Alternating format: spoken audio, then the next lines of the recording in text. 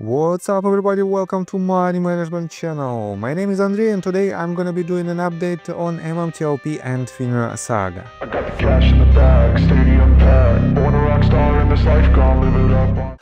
And for today's video, guys, I have several quite interesting news that is related to our case. And I have to admit that today's news is quite unique because I will show you a due diligence that was made by the person that, in opinion of some MMTLP community members, want to push our case down. But guys, to be honest, I don't think so, and today's video will prove my words. On top of that, I will show you that happened just a couple of days ago, and on the one hand, it gives us an understanding that authorities are working in order to regulate the markets. But on the other hand, if you dig deeper inside this news, you can easily understand that it is nothing else but smoke and mirrors. So, and before we dive deep into all of this, guys, please hit the like button for YouTube algorithm and drop me a line in the comment section if you think my videos are valuable for you. And guys, I want to tell you that we still have a lot of hate towards Daniel and Scott. And guys, I don't like these actions, I don't like these activities, because these people, basically everyone is free to do anything if it is in line with the states and federal laws. And guys, if you have some money, if you have a knowledge and if you have a will to push this case forward through litigations, so be it. We have several people who filed these lawsuits, and unfortunately, yes, for now the deadline has passed and ordinary people cannot file any lawsuits. But guys, if we have the lawsuits on the table that were filed previously and that are active right now, why in the world you are still attacking these people who filed this? It doesn't make sense at all. On top of that, guys, I have to admit that I have no evidence that people who attacks Daniel and Scott are MMTLP shareholders. That is why, guys, please stop doing this and focus your efforts on the main goal of our community and do whatever you can in order to achieve this goal. So, let me show you that basically we don't have any updates from Daniel and from Scott, but you know that just yesterday I showed you this update that Daniel filed a letter, he wrote a letter addressed to Charles Schwab, and this is basically a deal. In exchange for some relief in the court case, Daniel asks for the information that might help us to see the resolution. And the deadline for the response is set somewhere in the middle of January. It should be 21 days after this letter was written, and if I remember it correct, it was written on December 17th.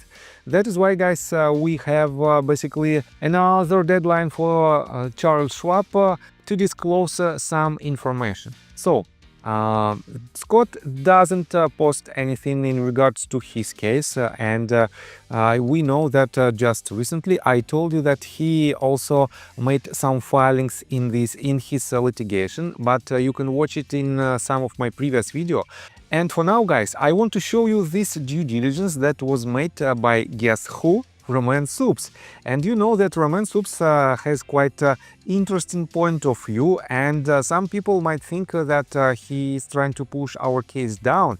And on the one hand, I also have quite similar thoughts from time to time somewhere deep in my mind, but on the other hand, guys, I am completely unbiased. You know that I don't have any MMTLP shares. That is why I can take a look at the entire situation and I can take a look at this out of the box. And I have to admit that this due diligence that he published just several hours ago might be quite useful in our litigations. And let me remind you that we have at least 9 lawsuits that were filed back in the days by Anna Trades with the help of Mark Basil. We have a lawsuit from Scott Trott, we have a lawsuit from Daniel Oxler, and we have six, if I remember it correct, six new lawsuits that were filed right before the expiration date of statute of limitations on December the 9th.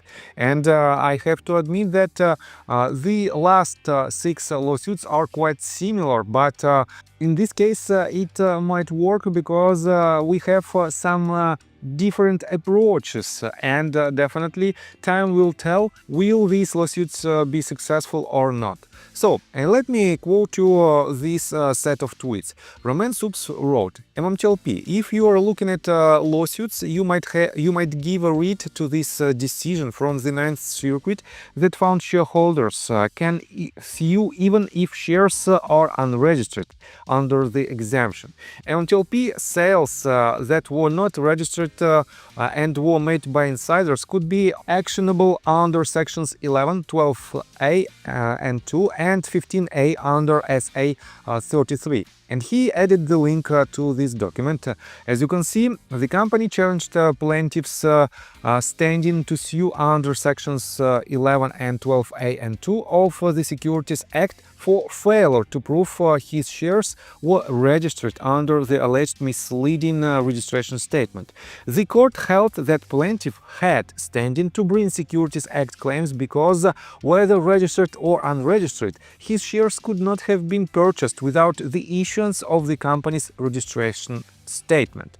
And he also added several more tweets. He added the link for more information on Wikipedia website. And he also added this. Affiliates of 3A10 exempt offerings result in not free trading stock. Could be useful for those pursuing legal action. SEC frequently asked questions about exempt offerings, and he added the link, a direct link to this to the official SEC website. And he published this screenshot. Frequently asked questions about exempt offerings. Do anti-fraud provisions apply? Guys, I have to admit that Roman Supes made quite good due diligence, because this update might help our litigators, our plaintiffs who filed the lawsuits right before the expiration date of statute of limitations to succeed at least in some part of these lawsuits. So he also added, Roman Supes added, affiliates of 3A10 exempt securities still need to follow Rule 144. I haven't seen any 144 filings for MMTLP. Did they so-called forget, or did they try to slide by as non-affiliates? SEC guidance on Rule 144. Affiliates have special requirements, and he added the list of these requirements. On top of that, more information about the Rule 144. Selling restricted and controlled securities. What are restricted and controlled securities? And guys, definitely this information might be quite interesting in terms of the investigation of the first trading date of MMTLP shares. And let me quote you further.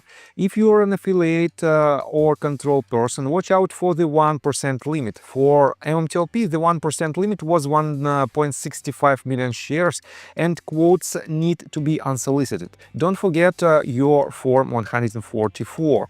So guys, as you can see, 1% of 165 million shares that was originally issued for the MMTLP spin-off. Next one. Good news. Looks like MMTLP was issued without restriction, so it would become free trading. So no legends to remove. Always good to read 3A10 exemptions again, especially the affiliate part number 5. And he published this screenshot. Let me quote you this in details. It is the section 5. Resale status of securities received in a transaction exempt from Securities Act registration pursuant to section 3A10. In the event that the securities are held by affiliates of the issuer, those holders may be able to resell securities in accordance with the provisions of Rule 144. A few legal sites may say it's the date of transaction issuing the shares, so that determines if those shares are to be considered restricted securities under 144A3. Maybe John Burda could ask his lawyer to educate us about affiliate status, hypothetically, of course. Are X Spaces broadcasts and he added this question, this screenshot from the SEC website. After the filing of the registration statement for an offering, if the issuer's CEO participates in a live interview with an unaffiliated and uncompensated media that is broadcast on radio or television, would that interview be an issuer-free writing prospectus that the issuer must file? And the answer is following: yes. If the interview constitutes an offer, in that case the CEO's interview on a live television or radio program conducted by an unaffiliated and uncompensated media would be a written offer and would be treated as the same as any other unaffiliated, uncompensated media publication or broadcast. The issuer would have to satisfy its filing obligation with regard to the interview within 4 business days after the broadcast. So guys, quite interesting response from Securities and Exchange Commission, and it is definitely related to the John Burda's statements in X, I guess. At that moment it was Twitter, and definitely this might help to achieve at least some results, as I already mentioned, in the most recent litigations. So 528.06 Facts and Circumstances Determination: Affiliate not necessary stops when you leave the job. And this is also related to John Burda, because he made some statements right after he wasn't hired, he wasn't a CEO of Torchlight Energy anymore. Again, last but not least, looks like if affiliates act in concert, the total 1% rule applies to the whole group. Interesting. So guys, definitely this due diligence is quite interesting, and it definitely might help to achieve results for people who filed their lawsuits. And guys, don't get me wrong, I don't want to say that some path is more prominent and some path is not so prominent for the MMTLP resolution. But at the same time, I see that we have more chances to have at least some kind of relief in this case only through litigation process. And for now, we can see that a lot of actions that were made back in the days were made by the C-level executives of MMAT, MMTLP, and NextBridge Hydrocarbons. That is why, guys, we cannot have a partial justice. The justice is the only one, and if someone made something illegal back in the days, they have to be prosecuted. And to be honest, ask yourself what type of resolution you want to see. Definitely it is the payment to cover all your expenses and all your emotional and other damages. And guys, ask yourself, do you care about the people or about the company who will pay you these remedies? I think you don't care about this at all. That is why, guys, why in the world you are trying to say that if C-level executives of TRCH, MMAT, and MMTLP are guilty, you shouldn't go after them, because it will prevent you to see the resolution, because it will lead to the bankruptcy of NextBridge Hydrocarbons. Guys, take a look at the NextBridge Hydrocarbons earnings report. They don't have money and they don't have any chance basically to collect this money, rather than to dilute even further existing shareholders. And without any intrinsic value of NextBridge Hydrocarbons, I have a lot of doubts that someone will buy additional number of shares. That is why, guys, in my opinion, the bankruptcy of NextBridge Hydrocarbons is inevitable. And that is why, guys, it doesn't matter who will pay you for your damages. So let me show you another quite interesting news. Market News wrote this tweet just several hours ago. Just in, FINRA fines Citigroup Global Markets for neglecting to issue a margin call on a $2.2 billion OTC equity option contract. Fined $1.4 million with an acceptance, waiver and consent agreement. So let me show you the source for this news, and it was made originally by Christian Shaughnessy. And Christian Shaughnessy wrote, FINRA says Citigroup Global Markets looked the other way when it was supposed to issue a margin call on a $2.2 billion OTC equity option contract. It won't say who was supposed to get that margin call. FINRA says for about a decade, CGMI didn't issue required margin calls and extended credit in OTC equity options contracts when it shouldn't have. The PR says CGMI didn't issue margin calls on one unnamed affiliate who owed anywhere from $16 million to $2.2 billion. The sample period was March to end of May 2020.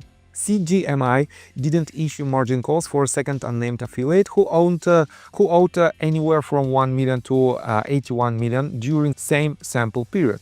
And CGMI didn't note either of those and more in their financials. This makes sense. CGMI punishment is $1.4 million fine with an acceptance, waiver and consent agreement. So guys, quite interesting that with these huge potential damages of $2.2 billion, the fine is just $1.4 million. It is a fraction of a penny on each and every dollar that was stolen from the market. And on the one hand, the fine by itself is a good sign, but if you dig deeper, you can see that it is nothing else but just a fraction of their potential profit, the profit of wrongdoers. That is why it will not lead us to fair and transparent market, and the wrongdoers will continue to do the same because it is extremely profitable for them to just pay this type of fines and to have millions of dollars on top of that. So it is what it is, and in my opinion we have to stop these actions. And guys, let me tell you my personal story. I have a wife and 2 children aged 11 and 15, as well as a small dog. After 30 years of living in Russia near the Baikal Lake, we decided to move. Now we reside in Serbia. Although I don't own any MMTLP shares, I invest a lot of time creating daily MMTLP videos. I have been doing this every day without days off and holidays for more than 1.5 years. Now I wish to buy back this time from my family, from my children. We've agreed that I will ask the MMTLP community to support me, and I will give all the money to the children. Therefore, if you believe that I am providing useful content for you and wish to support me, you can join my Patreon account. For $5 a month, I will add your name to my list of supporters if you wish. Thank you in advance. The link you can find in the description below. So, I think that's all information that I want to provide you. If you like my video, please hit the like button and subscribe to my channel, and see you guys and girls next time. Bye! I got the cash in the bag, stadium packed. Born a rock star in this life, gone live it up on the attack. Baby, I'm back.